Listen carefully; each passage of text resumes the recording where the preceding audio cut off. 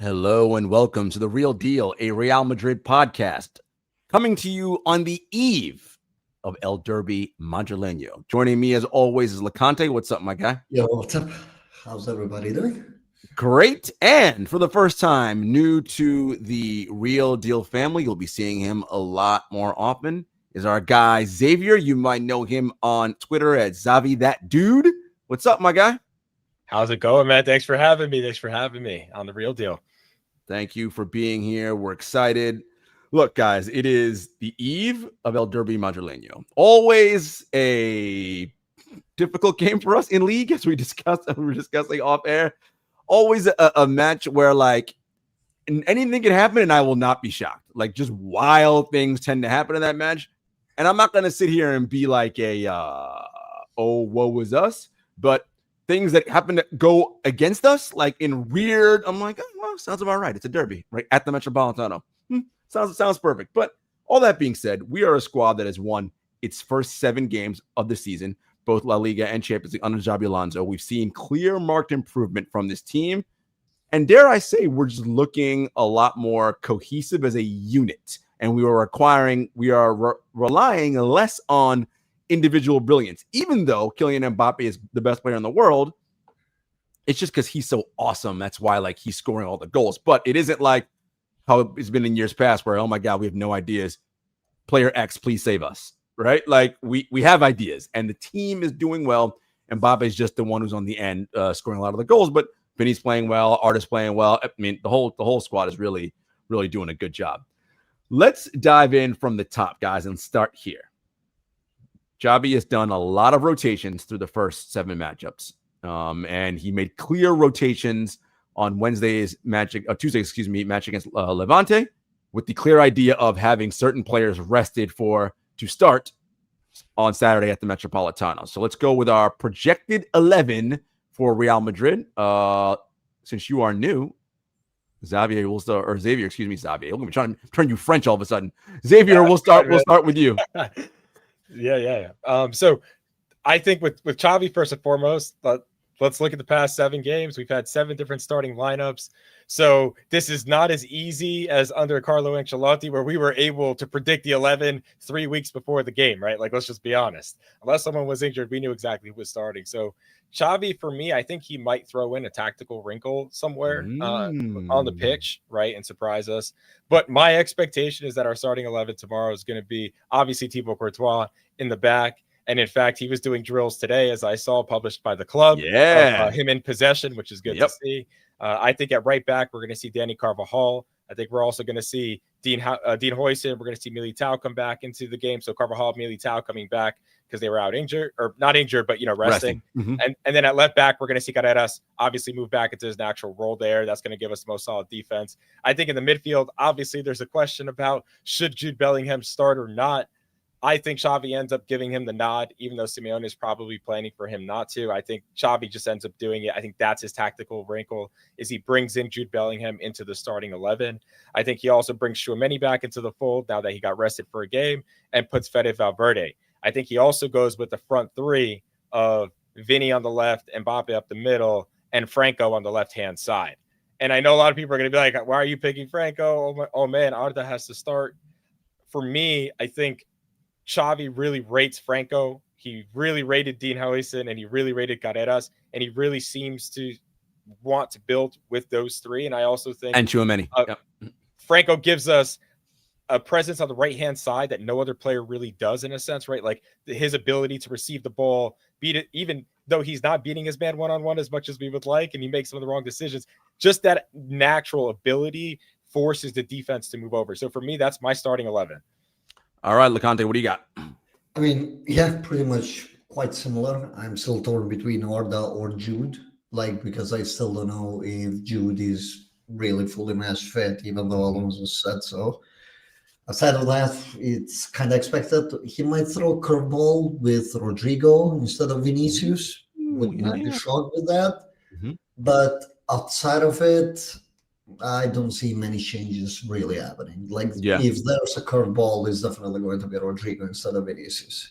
Yeah, I'm with you guys. I agree. I think that the lineup you projected is right. Think he's going to lean Arda instead of Jude and bring Jude off the bench as that changeup. That's what I think. But all the other 10, I think, is exactly how it's going to be. And look, Xavi could do the thing you said, right? Which is just be like, I'm going to mess all you guys up and say, Rodrigo's going to start, right? And it wouldn't shock me. I'd be like, all right, like, because he does what he does. But I think more importantly, right, what this says is how Xavi views the players on this squad and what he wants, both in and out of possession. You mentioned, Xavier, that Franco gives us something on the right that nobody else does, right? Of course, obviously, and first and foremost, just a natural left-footed right winger. Number one, just off the rip, right? That helps. Number one. Number two, his doggedness and willingness to press, win the ball back when he loses it. Just that hunger and that youthful energy that you need. And it also seems like to me, and we'll let me know what you guys think. He does not, even though, look, Real Madrid is the biggest club in the world. The Bernabeu is a cathedral, all the things. He doesn't seem overawed by the moment in any scenario. Now, on the road at the Metropolitan is going to be a whole different thing, but I think he's going to equip himself well. I'm not saying he's going to be a 10 out of 10 and play perfect. I'm just saying I don't think he's going to come out there and be scared. What do you guys think? Just to maybe jump in here real quick, and one thing I want folks to maybe understand about Franco Mastantuono is understanding the club and environment he came from before Real Madrid, I think, is very important. He went to River Plate, which is arguably the biggest club in South America, right? Like you could list 5 or 6 clubs that you can also make a case for, right? Palmeiras in Brazil and Boca Juniors. But this man has scored a game-winning goal in the Super Clásico de Argentina, right? Which is super important to understand. Like that pressure, he's been in these high pressure moments with raging fans saying worse things than they say in Spain, right? Down in Argentina. And this kid's lived up to the moment, right? Since he was 16 years old, right? At 15 years old, making his debut for the Argentina U21 national team, right? And playing with Xavier and these players. So like this is a player who up to this age has been outperforming his age group, right? For time and time again. And that's where I also kind of like it. Like if Xavi puts him out there, to me, like Xavi tiene cojones in a sense, like that's the saying that they say, where he knows this kid's going to be fearless out there. He's not going to fear the moment. And yeah, he's going to make some dribbles that we don't like, but just that natural nature, I think, is going to help bring this presence to the team of like, no matter what they're saying, just keep going after it, you know? And then that feel like players feed off of it when you're on the field with him. Like a Vinny's going to be like, all right, we can do, like, we can get around this. And like Mbappe, and I feel like just that natural ability that he brings to the table. I know it's hard to quantify, right? You're like, give me a KPI on this. Give me a stat on like most. That makes perfect sense. Completed, but that's my feeling with Franco, right? He gives us this feeling of just like, almost like he feels like, to your point, it comes natural to him. The game slows down a bit. And for me, I think that becomes contagious around the team. I like that. What say you, Loconte? I mean, only like 3 weeks ago, Argentina gave him number 10. Like the main national team, we speaks volumes of the expectations of the kid. And just to take Derby Madrileño as an example, he's the perfect fit against them, profile-wise. Anyways, like, I think there's going to be a lot of tinkering throughout the season, but I think that Alonso is hell-bent on this idea that profiles over players. And Franco does indeed fit every single thing that you want to play in a game like tomorrow, especially with the way how Atleti are set up. He's just the perfect fit. He can handle, as it was mentioned, the pressure. Like he might lose his head in terms of like temper, but he's definitely not gonna go out there on pitch and just crumble under the pressure. Like at least that's what we know with him so far. So yeah, pretty much that's why he's dead set for me on the right wing. Yeah, you know, one of the interesting things is, so we mentioned the players that seemingly are critical to Xabi Alonso's project. And you mentioned, Loconte, that he cares about profiles more than players, right? Yes. And it's seemingly that there are a few players whose profiles we cannot replicate. We don't have anyone that can do the same thing, right? And you mentioned who they are. Carreras, Housen, Tchouaméni, right? Franco, Mbappe. Right? Mbappe, like guys who there's no one else on the squad who can even approximate what they do, right? That's just, it is what it is. And so they're in there. But what say you about this constant? And I like it. I'm a fan of it because I think it's important to have rotations. But the idea of the lineup changing constantly and maybe not getting enough consistent chemistry build with that group every single time. That can be an issue, right?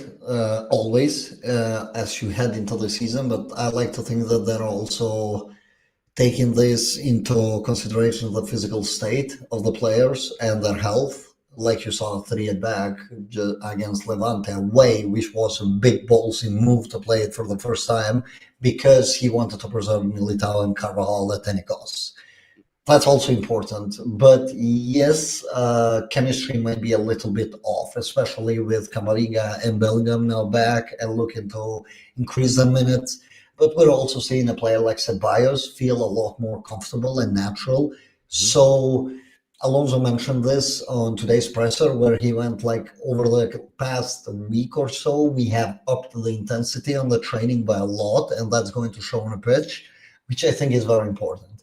Because I think he treats the training sessions the same way how he would treat a game, and that's where he makes his judgment of the player and their commitment and what they bring to the table.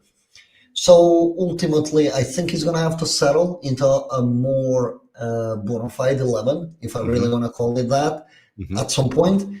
But I don't think right now it's the right time. I think right now you just need to grind those results and get into a more comfortable spot. And from there, you try to figure out to prepare for February, March, like the peak of the season. Yeah, for sure. Go ahead.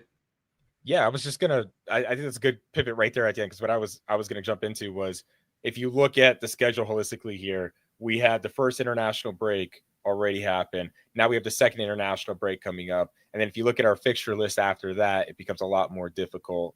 October going into the Clásico, and then even after Liverpool in November, right? But even if you look at the in-between games, right, we have a bunch of tough games in the league, even still. So if we can get through this patch, I feel like, right, we have Atleti, and then we have Villarreal. It'll be important for us going into that international break with fresh legs, so that we can then not have an international break for another 4.5 months, which is great. There's still another one. Then build that consistent 11. And then I really like Xavi's approach there, which is essentially get through this first part of the season where it's chippy choppy, no preseason, international break here, 3 weeks later, another international break there. It's almost impossible to find that rhythm if you think about it, right? Because it's like stop, start for multiple weeks at a time. And I like the fact that Xavi's been able to overall balance our team through this state, and then also get us into a position where it's like some players have actually proven themselves already. So Xavi knows what he's going to have come the business end of the season, right? Which we all know starts after the calendar hits 2026, right? We know right now it's just kind of the trial phase. Who's going to work here? What tactical ring's going to work there? But that's when really it has to show through. So international players can be very positive for coaches to read on the film and start to realize what's happening and what's not really happening when there's a regroup then coming. So it's not always the worst, especially our last one, because we didn't have key players go. Right. At least some, like Vini and such. Carreras, which I think is going to get called up. Oh, he's definitely international breaks can might not miss another international break again if he keeps this up. No, I was hoping De La Fuente was drunk and not paying attention to Real Madrid football and not watching him, so he wouldn't call him up. Watch him play him at center back too. He's gonna do all kinds of stupid shit that's gonna be bad for us for Real Madrid. The other thing is that's beneficial for us this coming international break is Tchouaméni gets to stay home, which is nice for us. To back up your points with data, both of you, about the schedule getting tougher, Opta put out a tweet earlier today that Real Madrid heading through the Clásico, which is at the end of October, we have the hardest schedule in La Liga heading into that last match at the end of the month. So to back up what you guys are saying, this all makes perfect sense. All right, let's drill down a little bit more into the Atleti game. Atleti is a squad that has not performed well, despite their last game where they won 3-2 midweek against Rayo. They dropped points pretty much in every match prior to this one. And their defense has been looking shaky. Things have just been like, and look, to be fair, they had a bunch of new signings and they're trying to, get everybody incorporated. They had injuries. Three of their signings haven't really played enough yet to kind of get into what Simeone wants to do. So they have, they have reasons why things are the way they are. Yeah. But still, there's an area that I want to look at, which is their defense, particularly that back line versus Madrid's attack. Loconte, what do you see are opportunities for Madrid to expose and exploit that back line of Atleti? In particular, the center back duo of Lenormand and Longlet, which is probably going to start tomorrow. Imagine going 10 years back and telling somebody that the center back line would be Atleti's biggest weakness. Just imagine that. Right. But it's pretty obvious and clear. Like they're weak. They're like the Espanyol game. They show all of their flaws. There's a huge decline on Jan Oblak too. I don't think their football has been bad, by the way. Their underlying numbers speak a relatively very good team that should be sitting much higher. But again, it's not really a coaching issue, it's a player issue. And it starts at the back. They concede against Espanyol, lose their head, concede another one. You saw it against Rayo too, right? The moment when the pressure was piling up, those defenders were just crumbling. And it doesn't help the fact that their best ball-playing midfielder is Koke, who basically finished football in like 2018. So it's I don't think there's ever been a better position for Madrid to beat them. Highly physical team now in Madrid who are making use of their physical prowess and can exploit Atleti's weaknesses relatively easy, like you saw Rayo, how they did. Press triggers, Atleti crumble, there's your chance. Sometimes it can be a two-pass move that gets you to the goal, which is why I lean towards Arda starting, because we're seeing those Arda and Mbappe connections that are happening out there. So Atleti, for the most part, like if you're ever going to beat them in a league at Wanda Metropolitano, really, like outside of one, I think we have one since I moved to that stadium, it's tomorrow.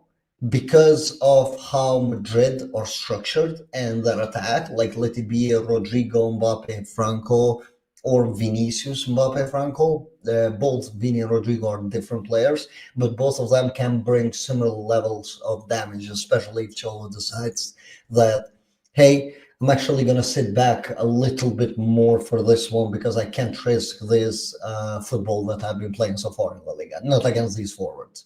So that's why Rodrigo was like my wild card for the game. Xavier, Madrid has, even though, if I'm not mistaken, Loconte, if you can pull it up, I think we've outperformed our XG by at least a goal or two, if I'm not mistaken, or we're either right on. We're not underperforming XG, I'm pretty sure. But but it's pretty hard to underperform XG as a thing, right? But it's not looking the best. But that always helps. We are a squad that, particularly in that last match against Levante, where you can see it with the possession, winning the ball back high up the pitch, we're generating chances. Now, we have not always been clinical in finishing them off, but we're generating lots of chances. Yep. Do you think our chances are, Xavier, of continuing to do that against Atleti? Yeah, so first and foremost, where I think we really need to exploit an advantage in this matchup is in the midfield, right? Atleti, if they're starting Conor Gallagher or Koke, we need to be absolutely dominating this midfield. Keep in mind who's hurt, right? They don't have Cardoso. They don't have Thiago Almada. These would be two surefire starters against us. So I think in the midfield in particular, like Xavi needs to get it right, whatever that balance is. If it's Ceballos, Arda, and Fede again, because that looked great on the weekend, do it again, fine. Or midweek, sorry about that, against Levante. I think we really need to exploit that piece because this team, in Atleti in particular, is there for the taking, and we've seen it. I also think Mbappe needs to take this personal, right? Like Julian Alvarez is being talked about as the best 9 in Spain, so I really need the best player in the world to show up and show that he's the guy in Madrid. We technically, because I'm not going to count the double touch, we technically haven't like beat them like an imprint win in a long time, if we really think about it. So I really hope the players just like Copa. I think Copa. Supercopa was the last time that we did. It's quite some time. Yeah. So I guess where I'm starting with this is like I hope the mentality going into the derby has been right, because I think that's been one of our biggest issues is actually the mentality going in to the derbies rather than even what's being deployed by previously Carlo Ancelotti, because I think Ancelotti got a lot of things right during derbies tactically, but the players just didn't have the mentality to execute or maintain it, right, and focus. So I think that's first and foremost, especially because for me, I think the derby, even above the Clásico, is a game that comes down to more the mentality and the willingness to win it over Clásicos in particular, right? Like Hansi Flick's system and style absolutely was the counterbalance to anything that Carlo Ancelotti did well with our relationism and all that, right?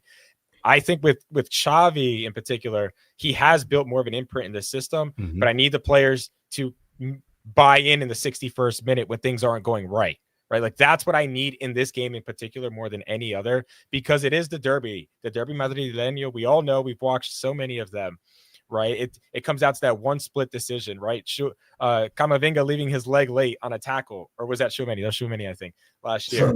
I mean, right? Like, he was walking backwards. Yeah. That probably wasn't a pen anyways to begin with. But, exactly. He was walking backwards, but yeah. But it's like these fine margins really comes down to focus and detail, right? And we all know this. We all watch enough sports here to know that. And I think in this game in particular, if you want to talk about these defensive system and style, here's the thing, that myth that there's this Atleti wall that hasn't really been persistent for a number of years now. I believe 2022 was the last season they really focused on defending. Simeone has been trying to implement more attacking football for years now, which is also another myth. Highest paid coach in the world. It's taken him 3 years to figure this out. But in addition to that, right, one thing in particular is this Atleti team actually goes out, they try to play football. It's actually pretty enjoyable to watch. I know the end result is also great right now, because like it ends up in them drawing most games, which is fantastic for us Madrid fans, but they actually play football now, right? Like they go out, they try to attack, they bring their they bring their line up, right, which is something they never did before. So there's going to be space to exploit, and their center backs are not fast, by the way. So that's why I'm saying, I'm looking at Mbappe and I'm saying, if he takes this personal, we're winning this game. Right, like him alone taking this personal is a win for me. So, and that's all it'll take for me personally. But a couple things for you. So I love what you said there. One, I hear you about the attitude and coming in with the right mentality and mind frame. Who's besides Xabi Alonso, and it's, your coach can say whatever, but who is the dude in the dressing room that's like, hey man, here's the deal? Who is that guy? Is it Carvajal? Like, who's the guy that's like, enough of this shit? Like, we're coming in here. Yeah, for derby. Definitely Vinicius, because all this cruelty started at this stadium, right? True. Like everything that either him or a goalkeeper who gets lighters thrown at him, right? That's true. That's true. I would hope Thibaut also takes it personal and says something, because he's not afraid to speak his mind. Definitely not afraid when it's convenient. But yeah.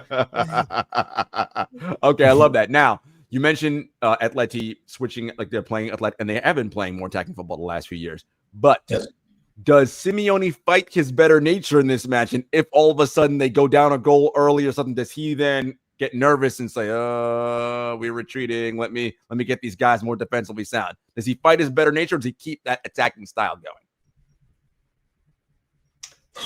That's because it's very hard to predict what he's going to do, right? Like against us and Barca, he's definitely had a more pragmatic approach as opposed to his game-to-game basis or his analogy on the way how he wants his football to be played. I would also like to note on the fact that I know that Alonso said there's a lot of quality in this team. I don't see it. I don't see the quality on the Atleti team for the most part, even though they keep splashing a lot of money on unnecessary profiles, in my opinion. So it's a disjointed team. That's why my expectations of Cholo for this game, and by the way, I'm a Cholo guy, unfortunately. I actually really enjoy what he's about as a coach. And I would expect a more pragmatic approach. I think that he's going to try and go with like a 5 at back and try to bait us in, probably, and try to release Julian Alvarez and Antoine Griezmann. And catch us over the top. Okay, now you mentioned Julian Alvarez, and we know about Griezmann, who hasn't been on form, and he's a little bit older. What about Marcus Llorente and Pablo Barrios, right? Two players who played pretty well this season, right? And who could present some challenges for us if we're not careful. I mean, If we're talking about these two specifically, both have one problem. They can play on their own half, Yeah. literally. If you allow them to progress forward, they're a menace. Like Llorente with his late runs, his ability to interconnect with his teammates, Barrios' ability to dribble out of pressure. All of these are key things. But with Barrios, you notice that he just can't receive on central lanes or play the right pass when he's deep. That's why he ends up giving the ball away so much. And that's why Koke was installed back into the 11, because he couldn't do that. And with Llorente, basically, you have a player like Clement and Lenglet starting the games because they just don't have enough deep progression into the team. So he has to make up with a relatively liability of a defender, but he wants to use the ball playing skills to release the other players. So that's why I call their team a bit flawed, right? But if you're going to look from where the biggest danger comes, is definitely going to come from Julian Alvarez, number one, Llorente, number two, and number three is going to be Barrios. And then, of course, let's say the game is 1-0 late. Simeone El Cholo always has off the bench Sorloth, right, to put in as that center forward to do a nice header. And he served a suspension last match, so he'll be ready in time for this one. Yeah, but didn't he get like a straight red card? Isn't that 2 games? I don't know if it was a straight red. Somebody in the comments check if I think he's back in time. Either way, if he's on the bench, that's a problem to worry about. By the way, Llorente shouldn't even be available for this match, if we're being honest. Yes, he freaking given what happened against punched somebody in the throat and like didn't get in any trouble. So whatever. Same for Koke. Okay, yeah, neither did Koke. Like, okay, cool. Meanwhile, freaking Vinny sneezes and it's like, 5-game suspension. It's like, what's going on here? All right. Is now the right time to bring up Simeone crying after the Liverpool match? Listen, let's get into Simeone because up to a fan and God, perfect time. Got a red card. Let's bring up Simeone because look, I know Loconte, you said you like what he's about as a coach. Look, I cannot deny that he is a good coach. He is. As a person and his mannerisms, I don't like him. Right? Like I do not like any of that stuff. Right? All the woe is me. Oh, I didn't do anything, and then whipping up his ultra fans to get more. That shit, I hate that. And then playing the victim after, I don't like that garbage whatsoever. Right. But that's kind of what I respect with him, because he's been able to get away with that for so long now. So yeah, that's kind of what I respect, because nobody really seems to be calling him out. But he, here's a guy, right, who is like, built a golden palace over there. He can never get fired or questioned. It's amazing. It's wild though, right? But talks about how fans need to like be whatever and they shouldn't interact. But here he goes, right, into like up to a fan after the Liverpool match. Sorry, you lost, buddy. Like whatever, get over it, right? Like the hypocrite. See, what I don't like is hypocrisy, right? It's stand on whatever your thing is, but then don't, when it flips on the other shoe, now you got something different to say, right? Like be who you are 100% of the time, right? When it doesn't work out in your favor, own it and be like, yeah, no, that was on us, right? Like that drives me nuts about him because he is among the biggest frauds and hypocrites when it comes to that stuff. Yeah, 100% agreed. Keep going. I know you got more to say, Xavier. You got way more to say about Cholo. About Simeone? Oh yeah. I mean, listen, there's things that we've seen on camera him say to Vinny Jr. while he's celebrating his goal that I won't literally repeat. It is a Spanish term that Argentines use quite often. And I won't repeat here, but it's that same guy telling him that you can't celebrate, but I can say this to you. And one thing I just hope for is that we break the streak finally against them in La Liga. Let's be clear. Yes. I think it's been very frustrating that we almost had an invincible treble winning season if it weren't for them. And I feel like we really haven't made them pay since. I mean, yeah, we knocked them out of the UCL last year. Don't get me wrong. And that always feels good. But like we need to stamp our authority over this team that we used to absolutely pummel pre-2010. Okay. We used to beat them down every time we played this team. And ever since Cholo Simeone joined there, it's been a lot harder for us to beat them. So I hope under the new coach, we finally get the rhythm like we had under Mourinho when we used to beat them every time we played them. And it really was under Carlo that Simeone started seeing a lot more success against us in particular. And especially more recently, I felt like again, Barca was not even in our way that year in 23-24. And then here comes this team right across the way. These annoying guys who find a way every time, who we're superior to in every sense, whose best player has never scored against us, right? And like you put all that together, and it's just like I really hope that tomorrow we don't just beat them, we beat them good, like 4-0 at that's what I want to see. I would love it. I want to see just a 4-0 where they do absolutely nothing. Simeone can't figure it out. At halftime, he's ramping up the ultras because he's down 2-0, and it does absolutely nothing in the second half. Okay, that's what I need to see. Because by the way, they claim to be a big club, but still allow ultras in. It's kind of funny how that works. Oh yeah, they don't let ours in. Barcelona doesn't let theirs in, and this team needs to be held accountable, right? They spent $250 million this summer. Right, and act like they're not paying this coach more money than anyone else is paying their coaches these days, even more than Pep Guardiola gets paid. Right, like that. This isn't a small institution. They just got purchased by Apollo. They're going to be a big club, but as a Madrid fan, I want to see us beat them and remind them like who's the big dogs in town. Like we remind them of their second class citizen status. Exactly. We need to absolutely remind them about that. Yeah, no doubt. I'm with you 100%. Look, of our big rivals, of course, I'm going to be very clear. I hate Barcelona, but I hate Atleti way more. Like way more. Like 100%. They just get under my skin to a level that and it's all that. It's the ultras. It's all of that nonsense. Like with Barca, it's like, listen, we all know all their Mezqueon Club, PR bullshit. It's like, man, get over that. Like you guys are literally you're made up in a children's storybook, right? All these stories you tell about, it's all PR nonsense. But Atleti has this weird fixation on we're the working class. They have a chant. But by the way, they have a chant in the Bernabeu every game, and it's about them crying in Lisbon. It's about them crying in Milan. And it's a chant that Madridistas do every stadium. I just reshared on my Instagram story today myself. And there's a reason why. We don't do that for Barcelona every game. But we do that for Atleti for a reason. Correct. And it's the best game to go watch too when you go to Spain, by the way. 100%. Look, we mentioned Xabi Alonso and what he's installing here, and we can see it, right? This team is just much more connected. When they lose possession, gaps are filled, right? And it's not perfect, right? There are still areas where this team get beat with balls over the top and things of that nature, but you can see how they're just more sound out of possession than they have been in the past. And I was thinking about this as it relates to Xabi Alonso's coaching career up until this point. And I'm not saying this is true, but there is I don't want to say narrative. There's a belief out there among major media and maybe perhaps around certain fan bases or fan groups that Xabi Alonso is an excellent league coach, but he's not a great tournament coach. And because of his great league coaching, we will be much better off in these Atleti games, right? In these games in the league where we somehow find a way to lose last year, we'll win them.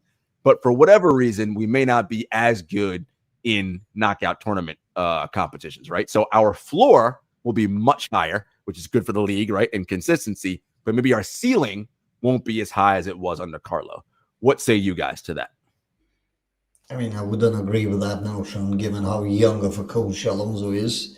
And knockout tournaments, more often than not, will turn out to be about the player quality, which he didn't really have with Leverkusen to go further than he did. I like to believe that he has good game state management. He's a good coach. So overall, if you can do well in the league, there's really no reason why you can't do well on the Champions League, unless you're Antonio Conte for some reason. But outside of that, I don't really agree with it, because Alonso, again, his sample is Bayer Leverkusen, a team that was in relegation battle before he joined. Just because he took a team to a more contender style of team, which they were never contenders for the Champions League to begin with, that doesn't necessarily mean that he has a bad KO record. Even if you go to a Club World Cup, right, remove the PSG game, there were a handful of big games like Dortmund, Juve, which he managed superbly. So PSG game, we have talked along, so I don't want to get into that. Right. But outside of that, even in Club World Cup, very early days, he did show promise, adaptability. So there is really, to me, no strength to something like that as it currently stands. Is there a difference in coaching, in your guys' opinions, in coaching league competition versus knockout competition? And Yes. what is it? And what is it? Momentum, managing momentum. For example, somebody like Ancelotti relishes on momentum, right? And a football game will always have momentum swings. And Ancelotti teams were excellent at using them. For example, while you have like your Pep Guardiola teams, like you can sit down and write X's and O's all day long, but once the momentum swings against you, how are you going to actually manage it? So that's why Ancelotti is a much more successful coach in Europe than a Guardiola, because there is less X's and O's, but there is more detail to these momentum swings, which are going to happen. No team has ever controlled 100% of the game, and no team ever will. So that's what I'll say. Let's say you, Xavier. Yeah, no, I think that's a good answer for, I guess within the context of this question and Xavi, where I think, he's a young coach, and we have to remember this. Mm-hmm. He jumped to first team football far faster than 99.9% of people are able to do, right? So he's learning. And I think for his growth, like the process of him growing, he's going to have to balance the natural style and tactics that he implements from the beginning, and then allow his players the, I don't want to say freedom, but the space to be able to express themselves in those key moments. And I think that's how you really get the success. And I think something that Carlo Ancelotti learned, and he says it in his book, is early on, he tried to control absolutely everything. And that's why he failed in his first stint as a coach. It's why when he went to Milan, he learned that, hey, there's moments where you have to have the players in the right mindset to be able to say, okay, I can actually step out of the system for a second, and my brilliance in that moment, as long as I execute, will win. Perfect example of that, Vinny's first goal over the weekend, right? Player in the right mindset with the right ability, like we have literally all over the pitch. Luckily, right? We have Madrid, the bar is right there. You have these players. You can't over XO it, right? And I don't think any coach can ever really do that at Real Madrid successfully, personally. Like I don't think a coach that over tactics is it. In a sense, that's a new word I just invented. I know. I love it. Perfect. a coach that does that, in a sense, will never fully succeed, because you have too much quality naturally that needs to express themselves. Like if you're that good of a player, you can't be boxed in, right? You have to have some semblance of freedom, but Xavi's got the basics right. And this is the good part. The foundation, he's gotten absolutely right. You look at how much, I think Mbappe is averaging about 2.05 interceptions per game, which is over 100% his average as a player his entire career under how many coaches? That's 4 less than entirety of last season. Literally. There you go. So again, right? Like you have the basics, the foundation, you have the players buying in. Now you have to make sure we have Vinny dialed in on the mindset right with it, because obviously Vinny is on the field. He's showing he always puts in defensive effort no matter what anybody says. Vinny, when he's locked in, is always part of a good defense in our team, and he's proven that over years upon years, right? You can say he got a little lazy last year. I'm with you. In addition to that, I do believe, with Xavi, he trusts Franco to grow. He trusts Dean Huijsen's ability to grow. Let's be honest, Dean makes some passes from the back that he has no business doing across the field, and they're very risky. But I like the fact that Xavi's giving them the freedom to make these mistakes now, because that tells me you're also seeing the lens of the player. You're not just too focused and locked into the textbook and looking at this instance and planning for these 5 contingencies in every single moment. Yes, he is, but he's making sure that in his messaging, he's not overdoing it to the players, right? And a perfect example of that is like Bielsa down in Uruguay, an amazing coach, a guy who's produced more coaches in his academy than anyone else in history. But he never really worked at the top level, because you knew that if there's too much quality in the team, a guy like that will never have the ability to allow them to express themselves. That's why we've seen Pep struggle with it for most of his career, right? Pep had to get out of Barca because the quality was just too high for him to keep doing that year over year over year, right? And that's no knock to him, right? I mean, It's Pep Guardiola we're talking about, one of the best coaches of all time, arguably. But my point being is, with Xavi, as he grows as a coach, he's going to have to maintain that balance. And that balance is the fine line between us literally winning everything or us winning nothing, right? And that's really what it'll come down to, is finding that right balance between tactics and man management and that freedom of expression. Well, this is, right, Loconte, what you talk about all the time, which is football is a low margin sport, right? And that freedom, that is the margin that can win you a Champions League or lose you a Champions League, right? Or win the league or lose the league. And it's this balance. I love that you mentioned the word balance, Xavier, because that's ultimately what it is.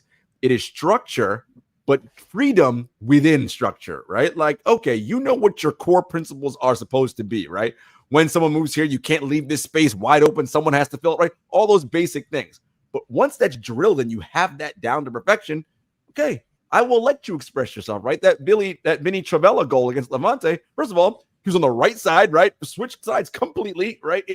But that's because the squad morphed and adapted to that to allow him to move to that side, right?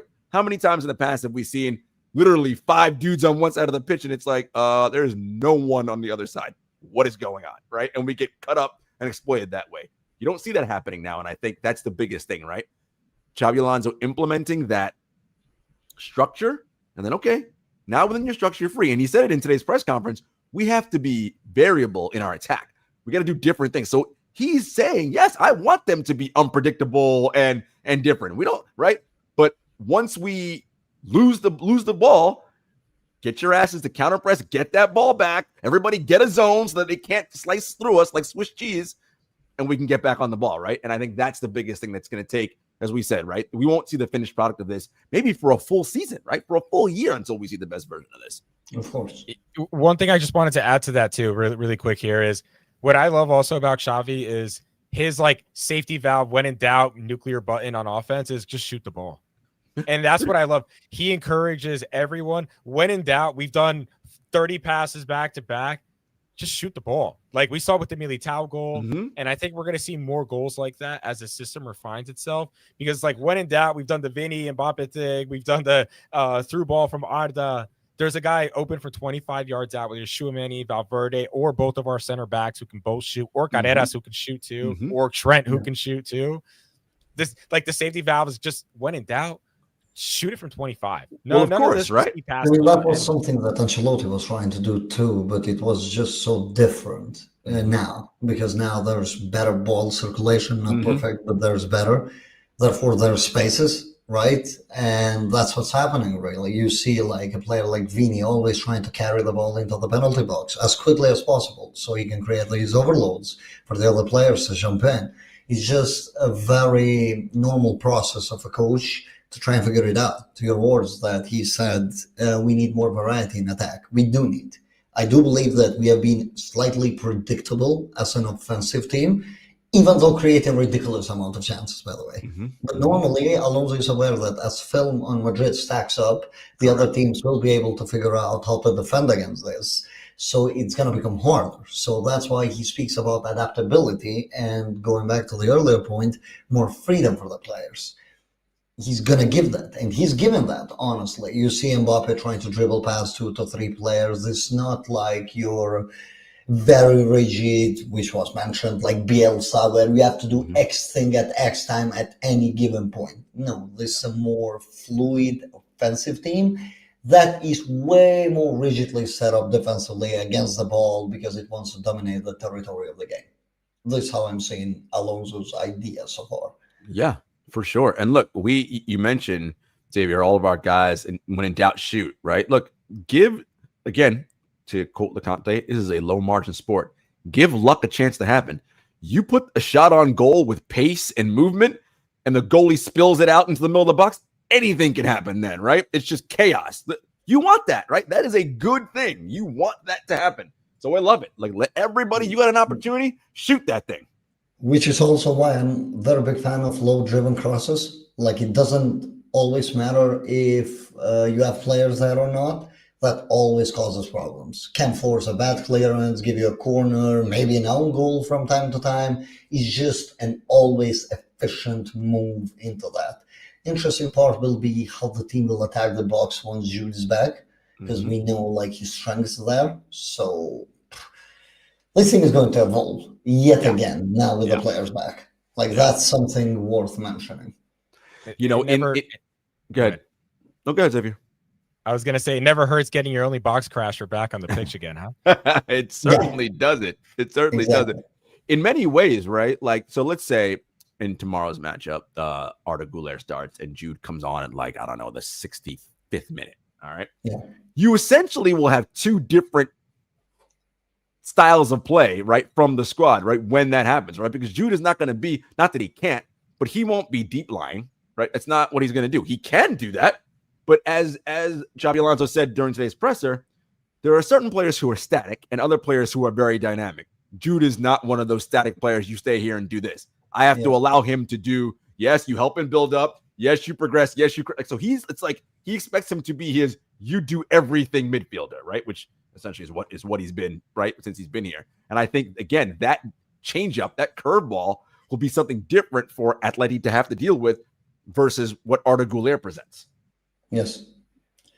Like, this is like where my doubts creep in, because Alonso spoke a lot about the physicality and the tactical matchup for the game. Like, that was his main focus of the press conference. And if you're shoehorning the physicality, really, there are a lot of things that can point into a Jude start in the game just because he wants to earn that territory against them and suffocate them and not let them breathe. This coming from a coach that held Bayern Munich to 4 shots the whole game, by the way. So that's the sort of intensity that I'm expecting tomorrow. I don't know how it's going to play out, but I do think that Alonso said all the right things in terms of reading Atleti. I expect like a repeat of that Bayern Munich, Bayer Leverkusen match from last season, where Leverkusen was just very high and taking all the risks in the world to dominate the game. Very quick, force turnover, foul, a lot of tactical fouls. You just don't let them breathe. You suffocate them to the point of the break. Like Leverkusen had like an XG of 3, I believe, in that game. I still vividly remember the chance that Florian Wirtz missed. Like that should never be missed. But he did that. But if a player like Mbappe is getting that, well, you better believe that that's a goal. So it's just, can he replicate that? So does Jude become the better option for you to execute something like that?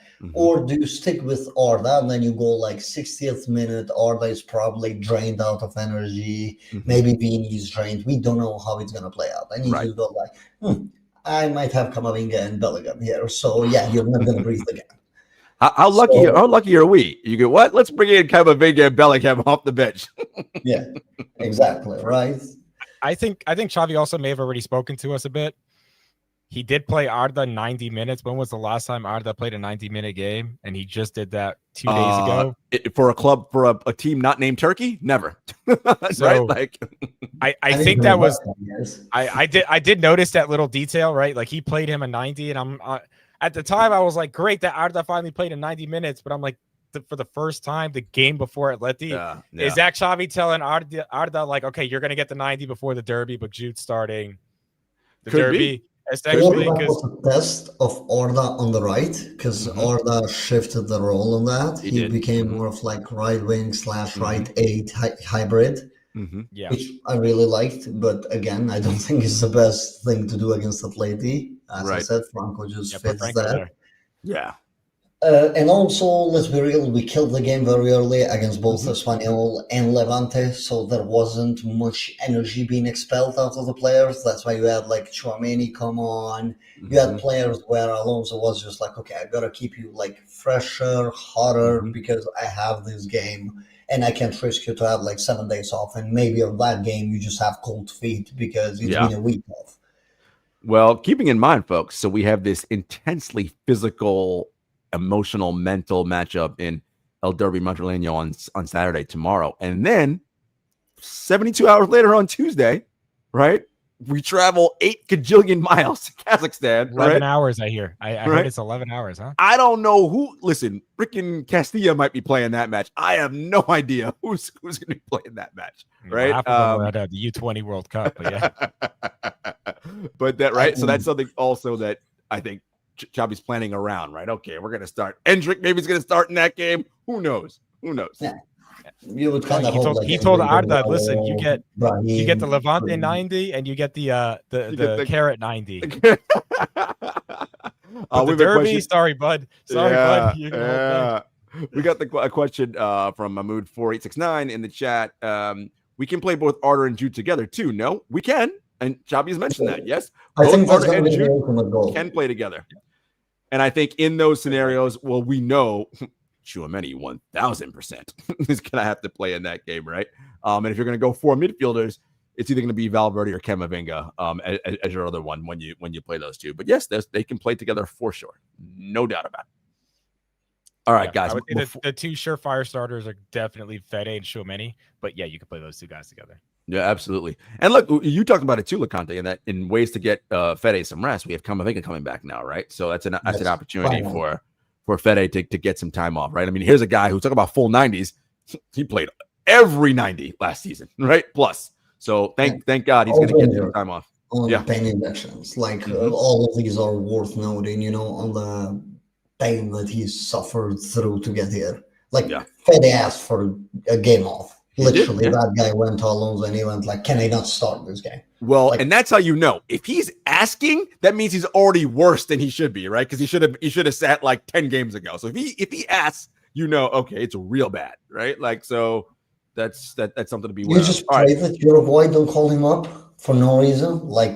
They literally have 2 friendlies that are pretty pointless, really, given the fact that Valverde's already set on his role, and you've already qualified. What are we doing? You're fooling around. You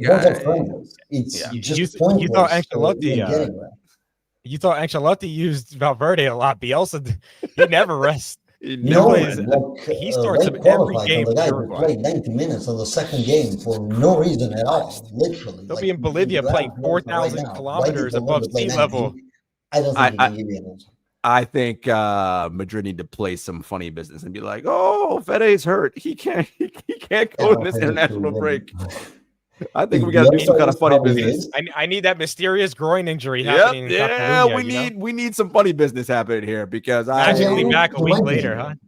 What'd you say, Gandhi? I think he's injured.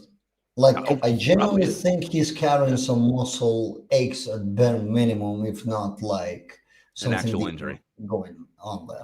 But it's also on the player, right? The player has to be listen. I know. The problem is Fede will never say that. It has to be really bad for him. He will never ask out unless it's real bad. But correct me if I'm wrong. Sit him at that point and just go look, you just can't do it. It's fun. Oh, you have to protect them from themselves. If it were me, I'm absolutely not. I'm not letting you. But correct me if I'm wrong. Didn't the club just spend X amount of money bringing in this whole new AI technology that can predetermine injuries for players? Did this not just happen? I remember the article. I remember it being covered about how the medical team is brand new and we have AI that can now predetermine these things. So if Fed is carrying an injury and we should know it. I agree. What's going on? Yeah, what's going on? Yeah, but let's be real. It's not like those clubs are very discreet on what they release. They get their timing, right? They think about their timing when they want to release what. That's fair. So let's say that you get past Villarreal, right, and Camavinga looks good. Madrid can just go Fede Valverde, growing injury. Yeah. And they have the scans to show it, but it's a small, minor injury, but just enough to keep him away from international break. They did that with Mbappe last year, if you guys remember. It was a very minor injury, but they kept Mbappe in Madrid. So we have seen those games being played. It's a lot of politics in football, honestly. I don't know. Schedule is very tough. It is, and in a World Cup season, this is a lot. It is it's a lot for them. And we have designs on winning big things, right? Champions League, La Liga, all that. So, and these players want to go to their home countries and for the ones who play for France, or win the World Cup, gets knockouts, whatever. All right, well, we have to manage you because you're literally going to be playing 12 months straight of football with no break. Exactly. Right? Think of Jude. He'll probably have like one full 90, I would imagine, with Villarreal, probably. And then he flies off with England to play their qualifiers. And then he gets 2 90s there, just like that, right? So he's playing more with England than with us while we're trying to preserve him. Yeah. And not rush him back. Because let's be real, if it was Ancelotti by this point, Jude would have played like the whole 390s. But things have changed. Which we love. All right, folks, before we get out of here, any quick last quick fire thoughts before we give our predictions for this match? I will start with you, Xavier. I think I covered most of kind of what I deem to be a threat. Julian Alvarez is going to have to be marked. I need Dean Howison to be locked in. We've seen in 2 different games already his lack of focus for a split second costing the team in a big way, right? I know Asensio won't be on the field, so I won't ask the same question about him. But for Dean in particular, in that environment, I think we're overlooking that piece maybe a little bit defensively. Like, is he going to be able to lock in and actually against Julian Alvarez, who's not exactly your traditional striker, right? Alvarez relies on movement. He's amazing at it, actually. In fact, he's one of the best at off the ball. And as soon as he starts to exploit that space, he's smart enough to set it up for the next time, right? And he's fast. The open fast as shit. So I really think if the threat comes, it's going to be from there.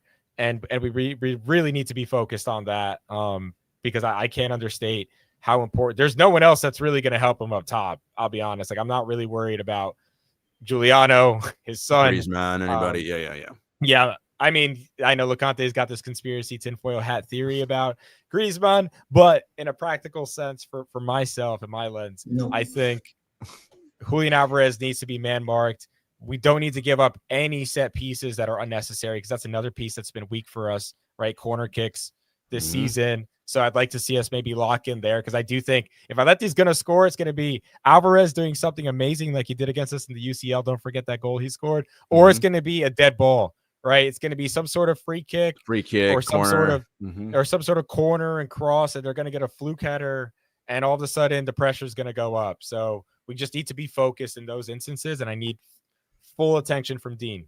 Love it. What do you have, Conte? Last quick thing. I mean, really, like, I perceive Militao against Alvarez. Like, that's how I see that duel going for the majority of the game. So Dean is going to have to overstep on Griezmann, which I think he'll be able to do that. Carreras is also quite a safe spot when it comes to that side. So normally, as I said, I predict Madrid to be ultra aggressive, not let Atleti step out of their field a lot. I'm not really worried that much about their attackers. I'm just worried about Madrid's energy levels and sustainability throughout the 90 minutes. But now we have more options. So generally, I'll quite confidently go with a Madrid win. Give me a score. 2-0. Okay. What do you got, Xavier? I'm going 3-0. I love it. Love the confidence. For me, one of the things that I think is changing from this team from last year is, you guys remember last year when something went wrong, the wheels just fell off. Like everybody started pulling in their own direction. It was finger pointing and it was just disaster. I don't see that anymore with this squad. However, I know because it's the Metropolitano and it's because it's Atleti, something is going to go wrong in this game. I don't know what, but something. And I want to know, how do we respond in that moment? Are we going to stick together and be like, we're fine, stick to what we do, let's do what we do? Or is it going to start to unravel, right? Because that's the test, right? You always talk about stress tests. Whenever you want to see if something new is taking hold and if it's actually working, it needs to be put under duress, right? Well, that's what I want to see. When the stress and the duress happens, are we still, nope, we're fine, we're all locked in, everybody's good, or are we starting to splinter and it's getting crazy? That's what I'm going to be looking at. I predict the Madrid win. Is VAR going to work or not? Because it's probably not going to work. Let's be honest. Or no, it's going to work. Playing. It's going to work for Atleti in a call in their favor. And then when we need it, it doesn't work. The TV turned on. I don't know. Somebody only for the first half too. Only for the first half, it was magically just not working. Are we saying ghost penalty, ghost red card? What are we calling? Let's see. Something we haven't seen because we've already seen the ghost penalty in these. So I don't know which one it's going to be. You're right. We saw the ghost red card too. Like, magically bring goal line technology to the last player. So I love it. I'm going to go for a Madrid 3-1 win, and we make our lead even bigger, top of the table, effectively kill Atleti's chances of winning La Liga. Not that they were going to win this year anyway, but we really bury them. That's what I'm hoping. All right, guys, we will see you tomorrow after the Atleti match for all the recap, all the good stuff. Xavier, it was a pleasure having you on for the first time. We will be seeing you again, my friend. Thank you. Thanks for having me.